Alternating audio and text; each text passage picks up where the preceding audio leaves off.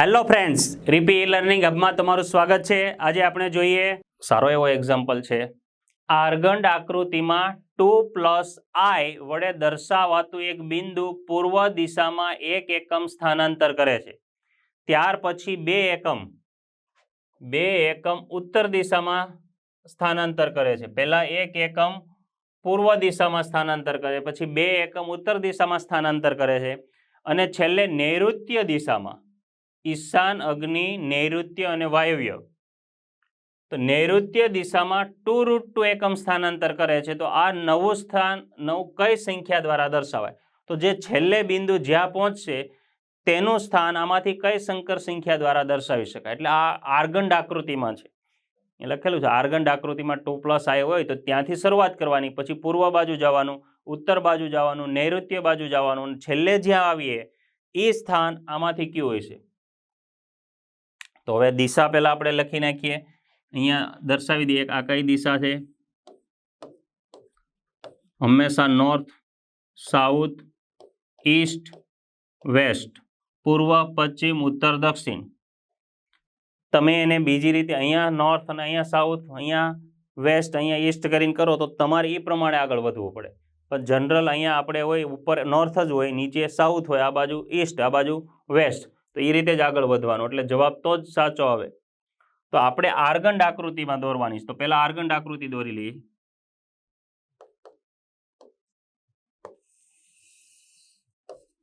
આ એક્સ અક્ષ, આ વાય અક્ષ, આ એક્સ ડેશ, આ વાય ડેશ,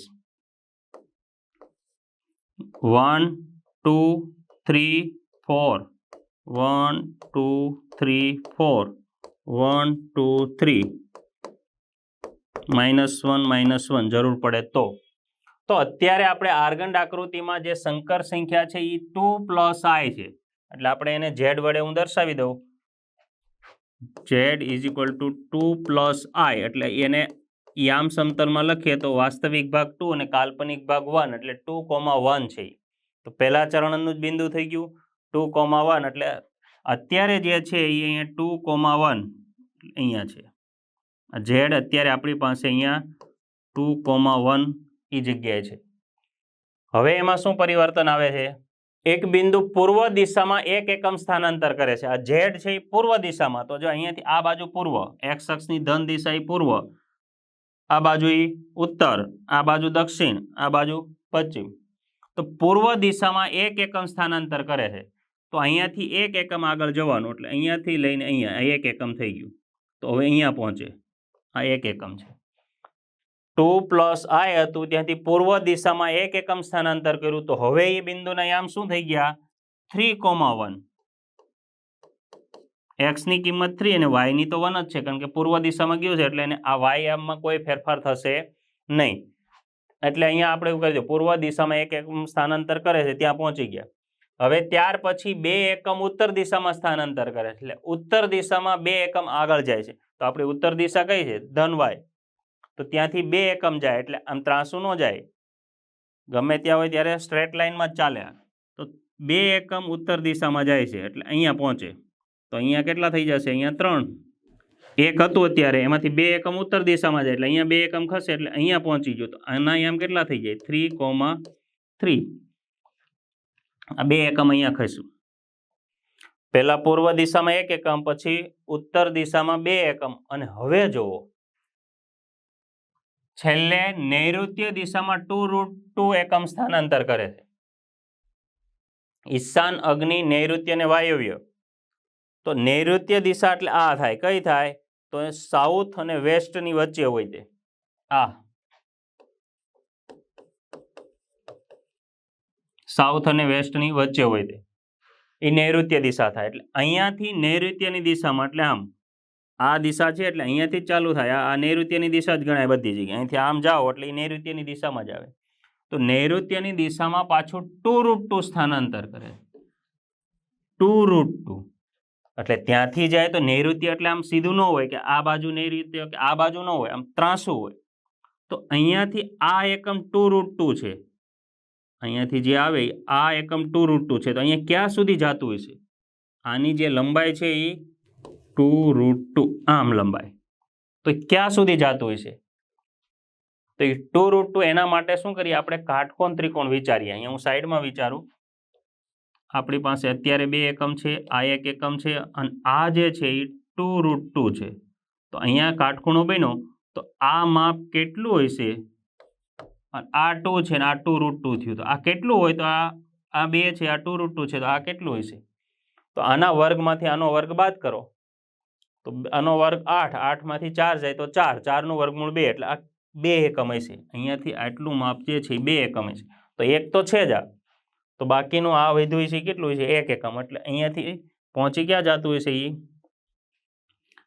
નૈઋત્ય દિશામાં સ્થાનાંતર કરીને અહીંયા પહોંચે, અહીંયાથી 1 એકમ. એટલે આ હકીકતમાં ટોટલ થઈ ગયું 2, આ 1 અને આ 1. તો અહીંયા પહોંચેલું છે. તો આના યામ શું થાય? આ બિંદુ x ની કિંમત 1, y ની કિંમત 1, એટલે ફાઇનલી આમ શું થઈ જાય? એના 1,1. એટલે ફાઇનલ ડેસ્ટિનેશન શું થઈ ગયું? z = 1 + i, એટલે કે 1,1. તો એનું છેલ્લું સ્થાન છે 1 + i.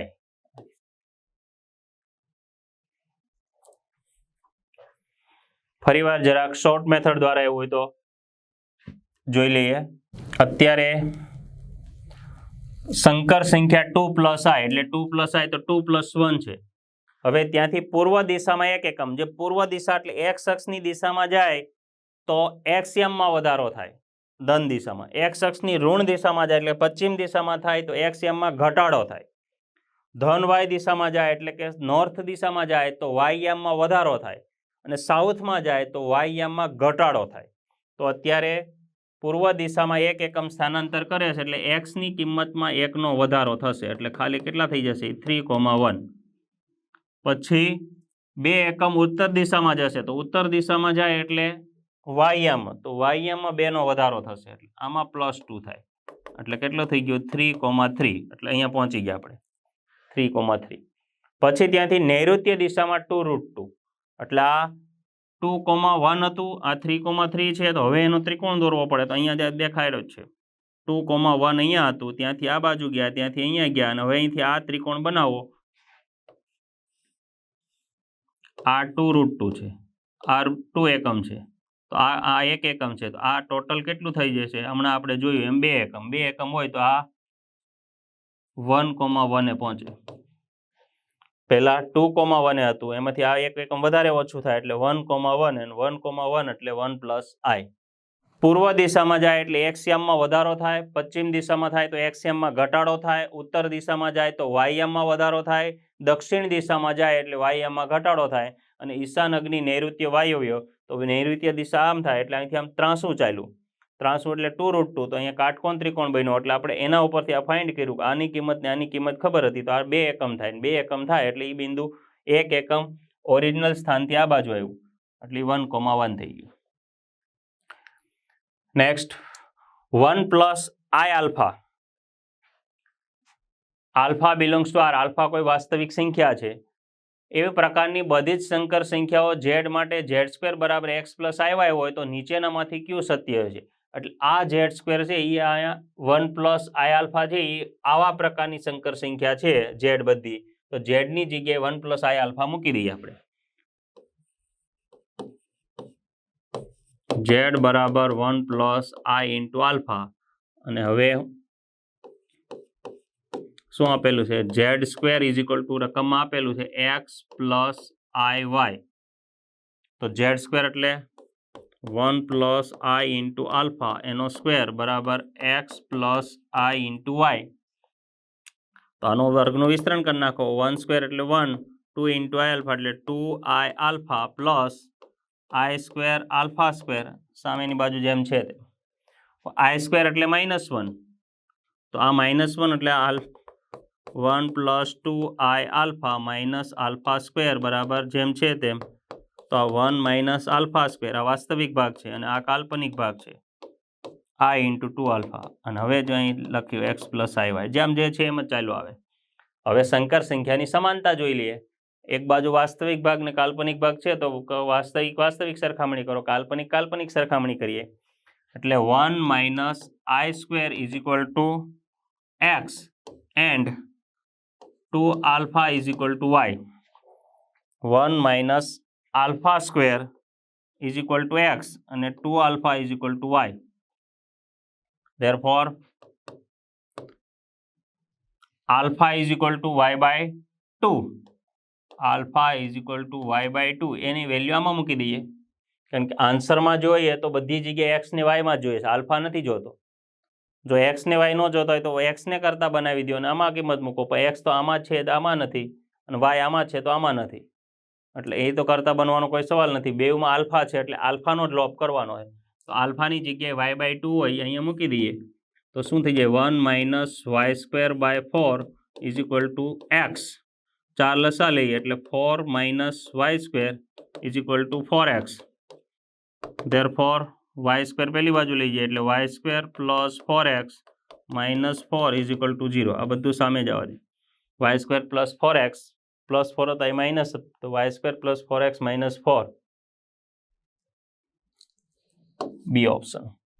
y square plus 4x minus 4 is equal to 0. Simple જ છે. 1 પ્લસ આલ્ફા આ પ્રકારની બધી સંકર સંખ્યાઓ z માટે, z એટલે આવા પ્રકારની સંકર સંખ્યા છે તો z સ્ક્વેર બરાબર x પ્લસ iy થાય. તો આમાંથી કયું સત્ય છે? તો z સ્ક્વેરની જગ્યાએ 1 પ્લસ આલ્ફા મૂકી દીધો, એને સ્ક્વેર કર્યો, પછી વાસ્તવિક ભાગ કાલ્પનિક ભાગની સરખામણી કરીને આલ્ફાની કિંમત આમાંથી શોધીને આમાં મૂકી એટલે y square plus 4x minus 4 is equal to 0. એના પછી એક સંકર સંખ્યાની અનુબદ્ધ સંકર સંખ્યા 1 upon i minus 1 છે તો તે સંકર સંખ્યા ખાલી જગ્યા છે. મિત્રો જોજો બરાબર, સંકર સંખ્યાની અનુબદ્ધ સંકર સંખ્યા છે એ આ આપેલી છે. આ જે પોતે છે એ કોઈકની અનુબદ્ધ સંકર સંખ્યા છે, તો ઓરિજિનલ કઈ હશે એમ પૂછેલું છે. કોઈ એક સંકર સંખ્યાની અનુબદ્ધ સંકર સંખ્યા 1 upon i minus 1 હોય તો તે સંકર સંખ્યા કઈ છે? એટલે આપણે સંકર સંખ્યાને z કહીએ તો આ પોતે z બાર છે, તો આપણે z શોધવાનો છે. એક્ઝામમાં આવા એક્ઝામ્પલ આવે જ છે. તો આપણને શું આપેલું છે કે કોઈ સંકર સંખ્યાની અનુબદ્ધ સંકર સંખ્યા આ છે 1 upon i minus 1, તો આપણે શોધવાનો છે z. તો z બાર આપેલો હોય ને z શોધવાનો હોય તો શું કરીએ? z આપેલો ને z બાર કરવાનો હોય તો આપણને ખબર છે પ્રમાણિત રૂપમાં લાવીને i ના સ્થાને માઇનસ i, પણ આ તો z બાર આપેલો છે ને z લાવવાનો છે, તો z બાર નો બાર ફરીવાર કરો તો z બાર નો બાર એટલે ઓરિજિનલ આવી જશે. આ z બાર છે ને એનો બાર અનુબદ્ધ સંકર સંખ્યા લઈએ એટલે આ બાજુ પણ 1 upon i minus 1 એની અનુબદ્ધ. હવે આના ગુણધર્મો લગાડીએ આપણે. z બાર નો બાર એટલે એ z ઓરિજિનલ અને z1 upon z2 આવો ગુણધર્મ આપણે જોયેલા છે. z1 upon z2 બે સંકર સંખ્યાનો ભાગાકારનો અનુબદ્ધ હોય તો બેયનો અનુબદ્ધ લઈને ભાગાકાર થઈ શકે, બેયનો અલગ અલગ. તો 1 નો અનુબદ્ધ, તો 1 તો વાસ્તવિક સંખ્યા છે એટલે 1 નો તો 1 જ થાય, અને આ સંકર સંખ્યા છે તો i minus 1 એનો અનુબદ્ધ એટલે z બરાબર 1 upon, તો આ કોઈ પણ સંકર સંખ્યા, હવે તો આ પ્રમાણિત રૂપ છે i minus 1 આ સંકર સંખ્યા માટે, તો i ના સ્થાને માઇનસ i એટલે આ માઇનસ i minus 1 આની અનુબદ્ધ આપણે લખી નાખી. તો આ જવાબ છે. પણ આવો જવાબ નહીં હોય તો એટલે માઇનસ કોમન કાઢી લઈએ. આવો જવાબ હોય તો જોઈ લો, બે માઇનસ હોય છેદમાં નથી, તો આમાંથી માઇનસ કોમન કાઢી લો અને ઉપર આપી દો તો -1 upon i plus 1. Minus common કાઢીને ઉપર આપી દીધી તો -1 upon i plus 1 d. એના પછી ધારો કે z1 is equal to 2 minus i, z2 is equal to 2 plus i, then real part of z1 z2 upon z1 bar. તો પહેલા તો આ જ સંકર સંખ્યાને પ્રમાણિત રૂપમાં લાવી દઈએ ને પછી એનો રિયલ પાર્ટ, તો બધાની વેલ્યુ મૂકી દઈએ. તો રિયલ પાર્ટ ઓફ પહેલા z1 z2 upon z1 બાર, z1 z2 આપણે અહીંયા આપેલા જ છે, તો z1 એટલે 2 minus i, z2 એટલે -2 plus i, 2 minus i -2 plus i upon z1 બાર આની અનુબદ્ધ સંકર સંખ્યા તો 2 plus i, z2 minus i છે એની અનુબદ્ધ 2 plus i. બસ આનું સાદું રૂપ આપીને પ્રમાણિત રૂપમાં લાવો એટલે રિયલ પાર્ટ મળી જશે. તો ઉપર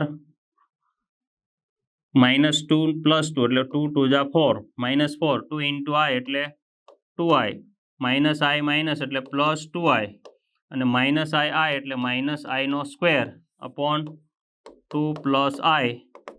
હવે આ થઈ ગયું -4 2I એટલે 4I અને -I² એટલે +1 I² એટલે -1 તો -I² એટલે +1 2 + I -4 + 1 એટલે -3 + 4I અપોન 2 + I.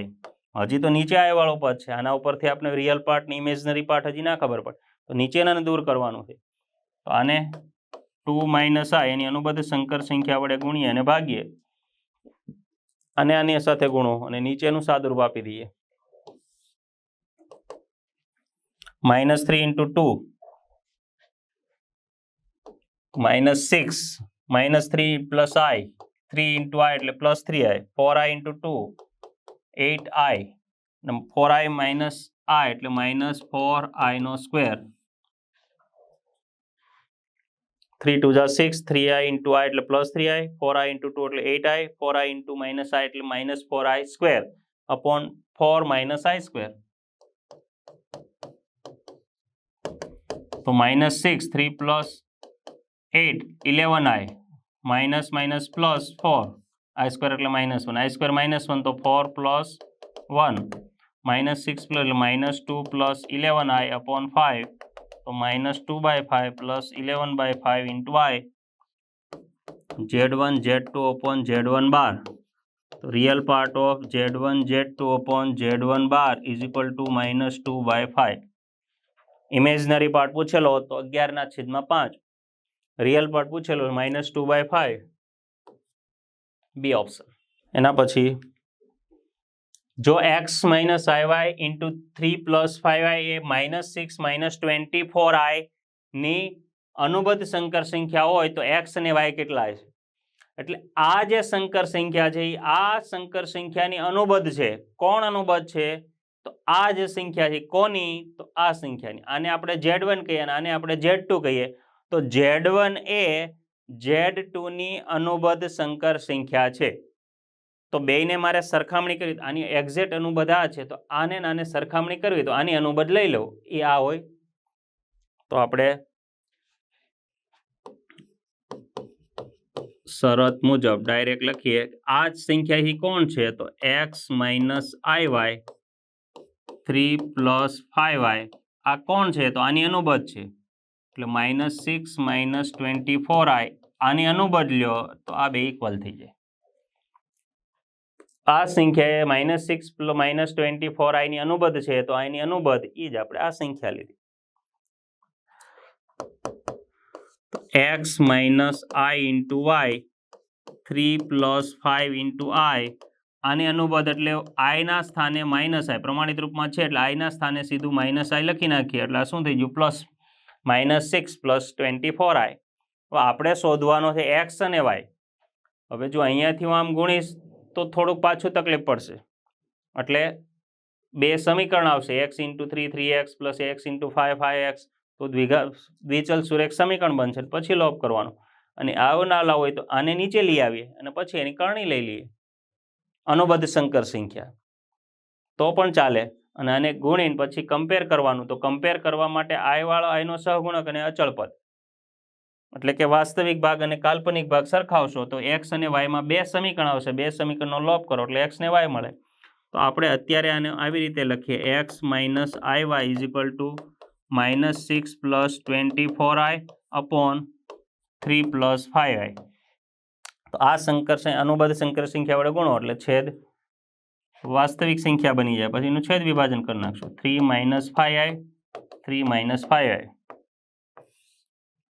-6 × 3 એટલે -18 6 × 5 એટલે 30i સોરી 30 24 તેરી 72 24 × 5 120i² નીચે 9 - 25i². 3 નો વર્ગ 9 ને 5 નો 25 અને i × એટલે i એટલે i². -18 પ્લસ 30 અને 72 એટલે 102 વત્તા 120 i સ્ક્વેર એટલે -1 તો વત્તા 120 અને અહીં 9 વત્તા 25 તો -18 અને આ એટલે કેટલા થઈ જાય 102 આ પણ 102 i છેદમાં 34 34 વડે ભાગો તો 34 તેરી અને આ પણ 3i x - iy બરાબર x - iy બરાબર ચાલે છે x - i * y તો x ને કમ્પેર કરો અને y ને કમ્પેર કરો તો વાસ્તવિક ભાગ x બરાબર 3 આનો કાલ્પનિક ભાગ છે પણ -1 - y બરાબર 3 તો y બરાબર -3 અને x = 3 x3 અને y -3 તો હવે એક્ઝામ્પલ બીજા પણ હોય સંકર સંખ્યાની સમાનતાનો મેક્સિમમ યુઝ કરેલો છે ક્યાંક સંકર સંખ્યાના માનાંકનો યુઝ હજી નથી આવ્યો તો માનાંકના દાખલાના પછીના ભાગમાં જોઈશું સંકર સંખ્યાની સમાનતાવાળા હોય અનુબદ્ધ સંકર સંખ્યાવાળા હોય વ્યસ્તવાળા હોય એવા એક્ઝામ્પલની બીજી પ્રેક્ટિસ કરજો અને આના એક્ઝામ્પલ ફરી ગણવા પ્રયત્ન કરજો થેન્ક યુ